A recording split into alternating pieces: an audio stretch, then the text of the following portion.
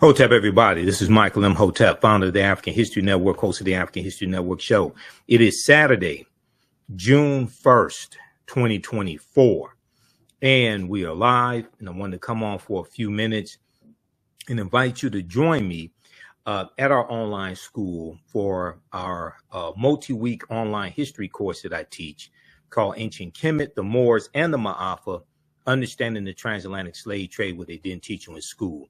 We have another class session that we have starting today in a few minutes. And we deal with thousands of years of history and what leads up to the transatlantic slave trade taking place. I do a PowerPoint presentation. We have book references, articles, video clips. And we deal with thousands of years of history.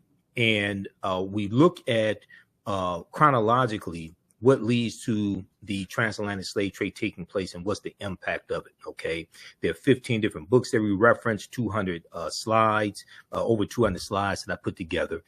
Some of the things we look at are the impact of Juneteenth and how a lot of Americans don't understand Juneteenth and the significance of it, but also the fact that slavery didn't end on June 19th, 1865. And I've done extensive presentations on that. I'll be speaking at some Juneteenth presentations here in the Detroit area. We talk about ancient Africa and who Imhotep was.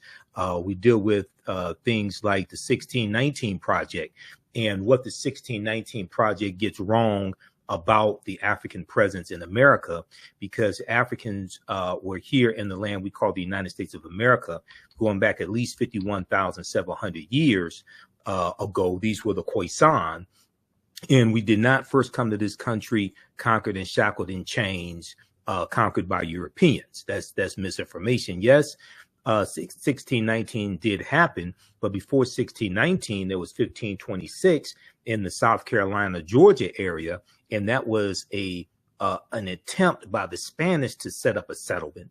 That attempt failed, but there were about 100 Africans that were taken into that area, and we're going to overthrow our oppressors. Okay, now this is 93 years before 1619, Jamestown, Virginia, but this is not talked about a lot. Okay, but there's a good article from the Washington Post. Before 1619, there was 1526, the mystery of the first enslaved Africans and what became the United States. But even before this, even though this history right here is important, okay, don't get me wrong, but even before that, there were African people that were here. So I talk about Dr. David Imhotep and the book, The First Americans Were Africans, Documented Evidence, in the class. And this book is significant because it deals with the African presence going back at least 51,700 years. And these were the Khoisan, who come from Southern Africa, and they go all around the world. They're the ancestors to the Ainu and the Twa. They go all around the world. And they were here in the land that we call the United States of America as well. Now, I've interviewed Dr. David Imhotep a number of times on the African History Network show before he passed away. He became an ancestor in late 2023. But his book is phenomenal, and his subsequent book, The First Americans Were Africans, Revised and Expanded. Okay, that's the second book. But if we look at this here, he talks about the discovery by Dr. Albert Goodyear made in 2003, I think it was 2003, in Allendale County, South Carolina. Okay. And Dr. Albert Goodyear and his team discovered 13 different types of evidence thoroughly documenting an African presence in this country going back at least 51,700 years ago. They found artifacts, architecture, campsites, carvings, Egyptian writings, footprints, and lava, genetic M17D haploid groups dealing with DNA and genetics, linguistics, paintings, skulls, skeletons, structures, and tools. His book is backed up by 713 footnotes, as well as, it was 2004, 713 footnotes, as well as 7 peer-reviewed articles as well. Now, a lot of people try to invalidate this evidence and this research because they want to operate based upon the Clovis culture theory, and that the first humans that came to this land that we call the United States of America were Native Americans, and it's the Clovis culture discovery in New Mexico. And that dates back somewhere around 15,000 years ago. Okay, somewhere around 13,000, 14,000 BC or so.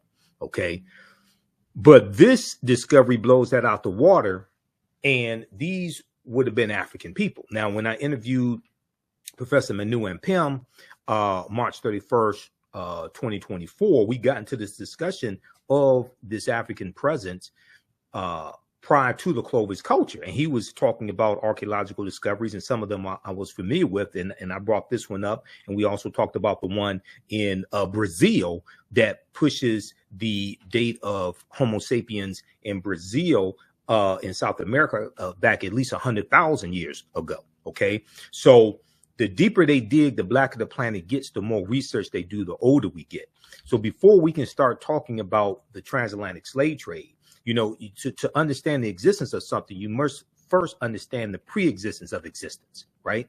And we have to go back thousands of years. We have to deal with the Khoisan. We have to deal with the Nile Valley region of Africa and African people going up the Nile River. Kemet benefited, ancient Kemet, ancient Egypt benefited from the history of Nubia or Ta-Nehisi, which is the mother of ancient Kemet, as well as Abyssinia or Ethiopia, which is the grandmother. Africans migrate from the Nile Valley region into Central Africa, into West Africa.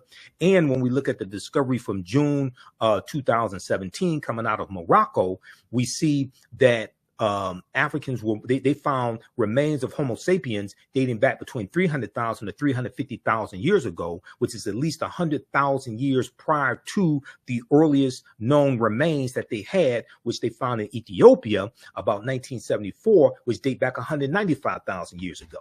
So as more archaeological discoveries come out, what they're finding is that all of this is much older than they originally thought. And Africans were migrating out of the Nile Valley region of Africa much earlier than they thought as well. Okay, so one of the things that we look at in the class are archaeological discoveries, so we can properly frame this conversation. Okay, you can't start the history with African people already in slavery, shackled in chains, being dehumanized, being raped and things like this. You can't start there. We have to go back, and we're dealing with a history before Europeans even come into existence.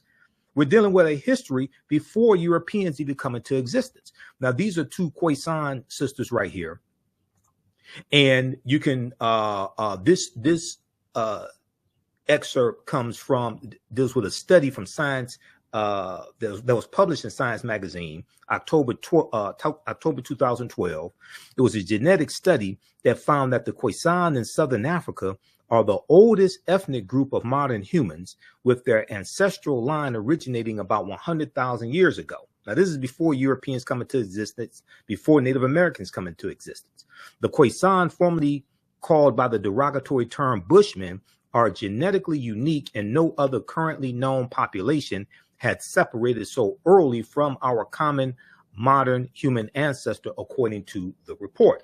Okay, now you can, if you like this type of information, visit our website, AfricanHistoryNetwork.com, AfricanHistoryNetwork.com. You can register for this full online course, and it's 10 multi-week sessions. Okay, and we have a few more sessions left. Now, we do the sessions live. All the sessions are archived and recorded. So our next sessions are today, June 1st. We're going to start up in a few minutes as soon as I finish this broadcast. So you can join us at our online school. This is taught at our online school, the African History Network online school, June 8th and June 22nd, 2024. All right. And here's the flyer as well. The classes are on sale, $60, regularly $130. We do the sessions live. All the sessions are archived and recorded. As soon as you register for this course, you can go back to class number 1. You can watch all the class sessions. They're archived. I do a PowerPoint presentation. We have book references, articles, video clips. I show you excerpts of interviews I've done with many of our scholars as well, like Professor James Small and Tony Browder and Runoko Rashidi, etc. You can look at our class lesson plan here as well. I've been teaching this class on and off since 2007. I've been studying history 34 years. I put together an extensive class lesson plan that takes you through each class session to show you an outline of the type of content that we cover. You can download the class lesson plan as well to help you in your studies, help you in your research also. Okay. We have a preview of the class here as well. And then my second class that starts up. Now we got information for my my online show, my radio show, the African History Network show as well. Facebook, YouTube, download the iHeartRadio app. You can listen to podcasts also. But my new class starts up class number 1 starts up Sunday, June 23rd, Black Resistance Movements from the Haitian Revolution, U.S. Civil War, Civil Rights Movement, and Black Power Movement, 1800 to 1968. Now, this is a fantastic class, and this class actually helps us to understand what is taking place right now in America with the attack on diversity, equity, and inclusion, with the attack on critical race theory, with the attack on voting rights, anti-Black laws being passed, all of this. This class right here, and I developed this class. I first started teaching this in late 2021. And I created this class because what I realized was the first class that I taught, I had so much information to cover. I did not have a chance to really dig in deep into this period of history from 1800 to 1968 to understand what leads to the U.S. Civil War taking place. What happens during the Reconstruction era, 1865 to 1877. We look at policies like the Missouri Compromise of 1820. We look at the Haitian Revolution, okay, 1791 to 1804, and we start with the Haitian Revolution and the Louisiana Purchase of 1803 because those two events are connected. Okay, the Louisiana Purchase, one of the reasons why it took place was because of the Haitian Revolution and Napoleon Bonaparte and the French getting their behinds kicked by the Haitians. Okay, so we take you through our history and look at this history chronologically. All right, so we look at the Missouri Compromise. We go look at the Mexican-American War, 1846, 1848. Treaty of Guadalupe Hidalgo of 1848, which is how the U.S. gets California, Arizona, New Mexico, Colorado, Utah, and Nevada. Okay, this is how they get all of this territory. And we see what leads to the U.S. Civil War taking place. South Carolina is the first state to secede from the Union, December 20th, 1860, 6 weeks after Abraham Lincoln becomes president-elect. And you have them, the South thinking that Lincoln is going to free the slaves. So we look at the U.S. Civil War. We look at the Reconstruction era, 1865, 1877. And African Americans get voting rights. You have the 13th Amendment, 14th Amendment, 15th Amendment to the U.S. Constitutions. And then we see with the Compromise of 1877, we're going to see a lot of those rights reversed. And we see an attack on voting rights today, continuing the attack on voting rights and rights that African Americans were given that took place during the Reconstruction era. We see that we can draw a straight line from the January 6, 2021 insurrection that took place, not just because of the election of Biden-Harris and the big lie being pushed. That's part of it, but also January 5th, 2020, January 5th, 2021, the day before the January 6th election, you had the special Senate election in Georgia, a former Confederate state, where Senator Raphael Warnock, the African-American man, won his reelection to the U.S. Senate. And you had Senator John Ossoff, who's a Jewish man. He won, and a Democrat, he won his senatorial election. And this gave Democrats control of the Senate, a slim majority in the Senate, with Vice President Kamala Harris being a tie-breaking vote. All right. So you had Donald Trump, who was saying that African Americans, he was saying that people were cheating in Detroit, Philadelphia, Milwaukee, and Atlanta, Georgia. And these are cities that have high African American populations. I live 4 minutes away from what was known as the TCF Center, which is where they were doing the vote count in downtown Detroit. Okay, I saw what was I saw the protests going on outside, and how you had these Trump supporters out there. Okay, you can draw a direct line from the collapse of Reconstruction and the political violence that helped bring an end to Reconstruction and what's taking place right now. Okay, so we deal with this in these two classes. Visit our website, AfricanHistoryNetwork.com, AfricanHistoryNetwork.com. You can register for these classes right now. You can join us in class today, because we have a few class sessions left of my main class that I teach, called Ancient Kemet, one of the original names for Egypt, the Moors, and the Maafa, Understanding the Transatlantic Slave Trade, what they didn't teach you in school. Okay, so it's on sale, $60, regularly $130. Like I said, we do the click right here to register here. We do the sessions live. All the sessions are archived and recorded. You can go back and watch it anytime. The content is PG-13, so you can use this content with your children also. It's not overly graphic. I don't do a lot of cursing or anything like that. All right. And you can download our class lesson plan, which will help you in your research. Okay, so we take you through our history. We look at different archaeological discoveries, like on the Greek island of Crete, they found stone tools that date back 130,000 years ago. This was in 2010. This is an article from the New York Times. We look at things like Tanis Heraklion, the lost city of Egypt, which is about 1,200 years old, and it was believed to have been built around 8th century BC. We look at things like look at cooperative economics, which comes out of African culture, comes out of African history. And we look at information from Dr. Jessica Gordon Nemhard, who wrote the book Collective Courage, that talks about the history of economic empowerment and us using the cooperatives, even going back to slavery, like the Free African Society in 1787, the Free African Union in 1780, things like the Colored Merchants Association in 1928. We have a deep, rich history of cooperative economics, okay, and economic empowerment. And these are principles that we brought with us from Africa, okay. And then we will go and continue to look at archaeological discoveries like this one here. This is the one I mentioned, dealing with Morocco. We're older than we thought. New find pushes human origin back 100,000 years. Now, this is a good article from NBCnews.com that talks about Homo sapiens, remains of Homo sapiens being found in Morocco that date back 300,000 to 350,000 years ago. Okay, so we'll take you through different archaeological discoveries. Then we'll look at ancient civilizations. Whether we talk about ancient Kemet, whether we talk about Nubia or Ta-Nehisi.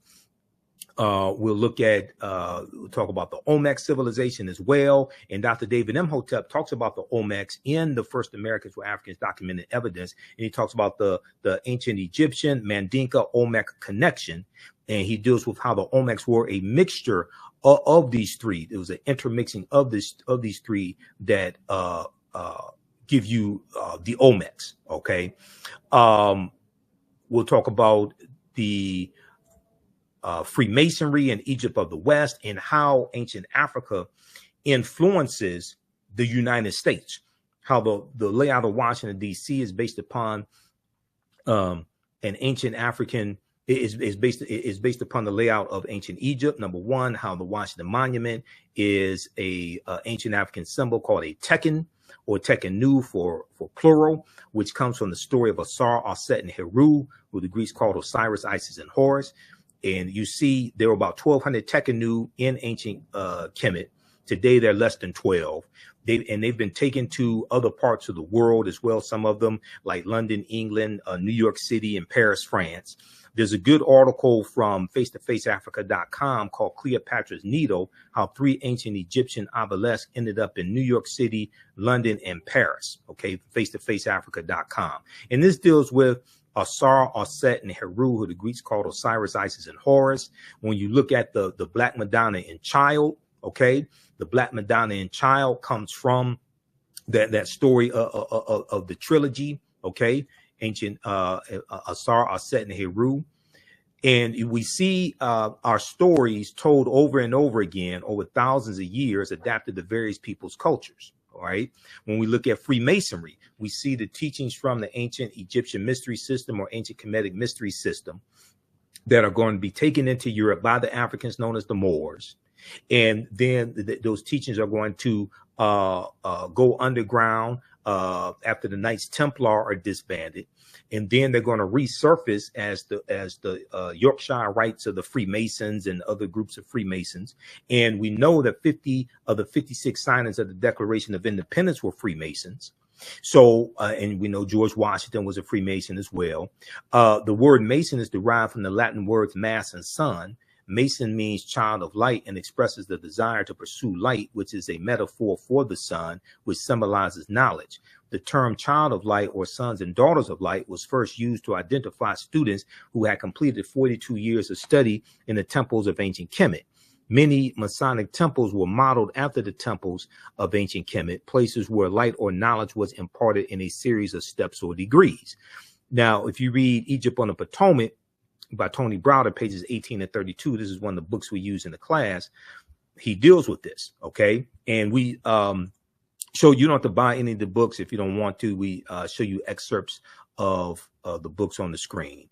But we look at information like this, take you throughout history, and we see the influence on America from ancient Africa, all right?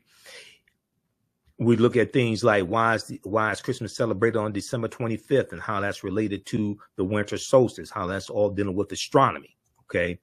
And then we'll go through and one of the things we look at is the movie, the African influence in the movie Black Panther, which is a deep movie on multiple levels. I've done extensive research on the film Black Panther, okay? And the language spoken in the film Black Panther is isiXhosa, which is a Bantu language. Wakanda is a real word. Wakanda comes from the Sioux Indian language and Omaha Ponca language, and means possesses secret powers, but it's also an Osage word as well. We know is also Kikongo also, because we know Kanda means family in Kikongo. So it's a Kikongo word as well, which is a Bantu language. We know in Wisconsin, there is a Wakanda water park that's been there for decades. I went and did extensive research to prepare to be able to do my presentations on the film Black Panther. Okay. So the film Black Panther is deep on multiple levels. But we'll go through and look at civilizations like Carthage, in Northern Africa, in where Tunisia is, and we'll talk about Hannibal Barca and the Battle of Cannae in 216 BC, fighting against the Romans, and then we'll look at the history, some of the history of the Moors, and the Moors going into Europe in 711 AD, settling in the lower Spain, or what was called the Iberian Peninsula then, and the Moors referred to it as Al-Andalus. Al-Andalus, which basically means to walk in the spiritual path or walk in the spiritual light. One of the books that we look at in the class and cite excerpts from is Golden Age of the Moor, edited by Dr. Ivy Van Sertima, which is one of the best books dealing with the history of the Moors. Okay, so we'll go through and look at this history and talk about people like General Tariq ibn Ziyad, who invades the Iberian Peninsula 711 AD. And this is when the Moors go in. They do a reconnaissance mission in 710 AD. They go in 711 AD, and they're fighting against the Vandals and the Visigoths. Okay, one of the things that a lot of people don't know is on the Greek island of the French island of Corsica, and these Italian island of Sardinia, they have African Moors heads on their national flags because the Moors were in those areas. They were defeated, but it took a monumental effort to defeat them. Okay. And this is why those African Moors heads are on those flags. We'll talk about people like Mansa Musa, and we'll deal with the three great African civilizations, Ghana, Songhai, and Mali. Mansa Musa was the richest man in the world, who also is similar to T'Challa, who's the richest, T'Challa, the Black Panther, who's the richest man in the Marvel comic universe. There was a good article from history.com, the official website of the History Channel, called "This 14th Century African Emperor Remains the Richest Person in History." This is from March 19th, 2018, the month after the film Black Panther came out. And this is Europeans admitting this history. Okay, they say in the vast fictional universe of Marvel Comics, T'Challa, better known as Black Panther, is not only king of Wakanda, he's also the richest superhero of them all. And although today's fight for the title of wealthiest person alive involves a tug of war between billionaire CEOs, the wealthiest person in history, Mansa Musa, has more in common with Marvel's first black superhero. Mansa Musa became ruler of the Mali Empire in 1312 AD, taking the throne after his predecessor Abubakar II, for whom he'd served as deputy, went missing on a voyage he took by sea to find the edge of the Atlantic Ocean. Mansa Musa's rule came at a time. Now, this is so important right here, what they're saying, this paragraph. Mansa Musa's rule came at a time when European nations were struggling due to ravaging civil wars and a lack of resources, because they're dealing with that. But then in 1347 AD, the Black Death, the bubonic plague, hits Europe. We just talked about that last class. And from 1347 to 1400, Europe loses between 1/4 to 1/3 of their population. Okay, the Black Death, the bubonic plague, Europe loses somewhere between 25 million to 75 million people. Mansa Musa's rule came at a time when European nations were struggling due to raging civil wars and a lack of resources. During that period, the Mali Empire flourished thanks to ample natural resources like gold and salt. Okay, so we're going to see how the 800-year occupation of Europe by the Africans known as the Moors are going to lead to Cristoforo Colombo setting sail August 3rd, 1492, late in the same year that the African Moors lose control of Granada, January 2nd, 1492, their last Spanish stronghold. Okay, and it's going to be August 2nd, 1492, that the Spain expels the Sephardim, the Sephardic Jews, the day before Columbus set sail. Now, Columbus was trying to get King Ferdinand and Queen Isabella to finance his voyage for about 7 years. So we'll go through and look at what Columbus was looking for, how all this happened. And one of the things that we have to understand is Columbus never came to the land that we call the United States of America. The closest he came here was Cuba, which is 90 miles away. At history.com, the official website of the History Channel, when you go research Christopher Columbus, they show you where he went. He never came to the land that we call the United States of America. Okay. And we know that the Spanish are the second ones involved in the transatlantic slave trade. The first ones were the Portuguese, beginning in 1441 with Anton Gonzalez going into what is modern day Mauritania. But we're going to see the transatlantic slave trade slowly expand. But one of the things that causes it to explode is Columbus and his 4 voyages and going into places like Hispaniola or Santo Domingo. And on Santo Domingo, you have the Dominican Republic and you have Haiti. And we know in 1697, the French are going to take the western third of Hispaniola or Santo Domingo, and they're going to call that Saint Dominique. And in 1791, there's a revolution in the Saint Dominique colony, which becomes known as the Haitian Revolution. That's where Haiti is today. All this land is conquered on behalf of Spain by Christopher Columbus. August 3rd, 1492, Columbus set sail on the Nina, the Pinta, and the Santa Maria. He goes into what we call today the Bahamas. He called it San Salvador, which means Saint Savior, but then he became a devil to the people. He goes into Cuba. He goes into Hispaniola. Cuba did not get its independence from Spain until 1898 during the Spanish-American War. Okay? That's about 400 years after Columbus conquers Cuba. He goes into the West Indies. He goes into Boricuan, what we call Puerto Rico. He goes into Jamaica. Okay, so a lot of these places that people like to go on vacation, right? A lot of these Caribbean islands and tropical islands that like to go on vacation were raped by Columbus and his men on behalf of Spain. Jamaica was one of them. Puerto Rico was one of them. He goes into Trinidad. He goes into Venezuelan mainland, South America. He goes into Panama and Honduras, right? So when we see things taking place in this world today, like with Haiti, in the conflict in Haiti, we can trace that right back to these colonizers. This is why understanding history is so important, because your understanding of politics is directly related to your understanding of history. And unfortunately, many Americans don't understand either one. Okay, so we'll look at the influence of Columbus, and then Columbus and his 4 voyages are going to lead to King Charles V and the Asiento de Negros. Okay, King Charles V and the Asiento de Negros, August of 1518. And this drastically expands the transatlantic slave trade. And it causes the first direct routes from Africa to their final destinations and not having to stop in Europe, not having to stop in Spain. Okay, we'll look at things like the doctrine of discovery, Dum Diversas, 1452, and Pope Nicholas V, etc.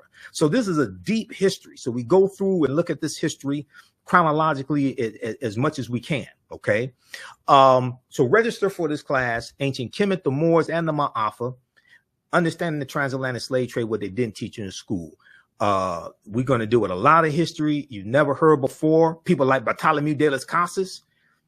You can't talk about the transatlantic slave trade without talking about Bartolomé de las Casas, Christopher Columbus, King Charles V of Spain, because de las Casas is the one who advocates for Africans, primarily, secondarily, some white people to be enslaved as opposed to Native Americans. He's the one that proposes this, and he traveled on some of the voyages with Christopher Columbus. Right Reverend Bishop Bartolomé de las Casas. Now, de las Casas is going to quickly regret that and fight against the transatlantic slave trade, but it's too late. This thing has exploded. Okay, 1518 is before the English get involved in 1562 with Sir John Hawkins. All these European nations did not get involved in the transatlantic slave trade at the same time. This thing slowly evolves. Okay, visit our website, AfricanHistoryNetwork.com, AfricanHistoryNetwork.com. Register for these 2 online courses. And like I said, we do the sessions live. All the sessions are archived and recorded. You can go back and watch it anytime. You don't have to be live in the class. You can see me in the class. I can't see you. Click right here, register here, and it takes you to our next page. Click right here to enroll. All right. And then also register for the second class that I teach coming up June 23rd. Black resistance movements from the Haitian Revolution, U.S. Civil War, Civil Rights Movement, and Black Power Movement, 1800 to 1968. Okay, because these 2 classes are going to blow you away. You can use this content with your children. Like I said, the content is PG-13.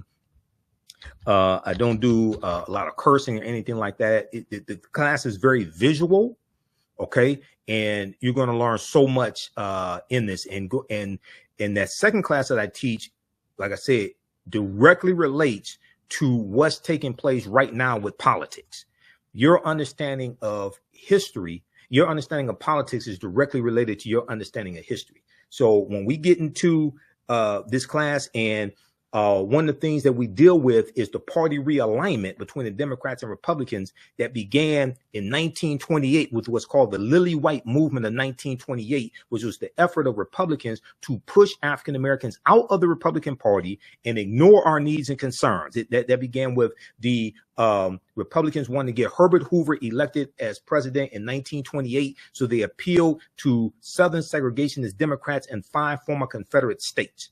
And African Americans started slowly going over to the Democratic Party, because even though we were leery of them, we saw them being more receptive to our issues. Then in 1947, 1948, when Harry Truman was running for president, the Democratic Party had a more pro-civil rights agenda, which caused backlash with the Southern segregationist Democrats known as Dixiecrats, and Strom Thurmond is going to run for president as the Dixiecrat candidate. Strom Thurmond loses, Harry Truman wins, but Strom Thurmond eventually is going to leave the Democratic Party, leave the Dixiecrats, and where does he go? He goes to the Republican Party, where he is until he dies. And you're going to have a lot of those Southern segregationist Democrats who leave the Democratic Party and go to the Republican Party, and the party realignment ends with the election of Richard Nixon in 1968, who ran as a backlash to the civil rights movement, the Black Power movement, the rebellions that were taking place in this country, who ran as a backlash to the social services programs,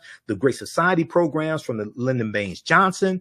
He ran as a backlash to all of that, and he ran on white grievance, and he ran on a platform of law and order. And law and order, when you hear people talk about this like Donald Trump, law and order, who was friends with Richard Nixon, that means protect white people and lock up African Americans. When you hear that, okay? And then June 17th, 1971, what does Richard Nixon do? He declares the war on drugs.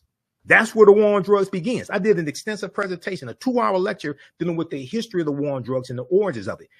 That goes back to June 17th, 1971, where Richard Nixon, after he wins the election in 1968, after he lost the presidential election in 1960, to John F. Kennedy, and Nixon ran on this backlash.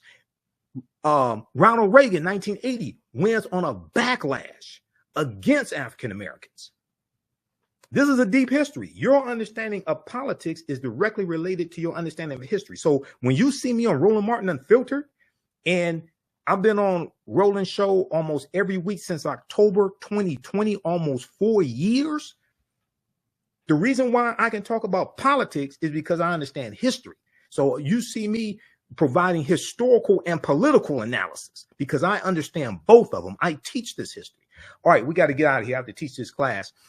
You can also support the African History Network, $, the AHN show, $, the AHN show through Cash App, $, the AHN show through Cash App, and through PayPal, paypal.me/the AHN show.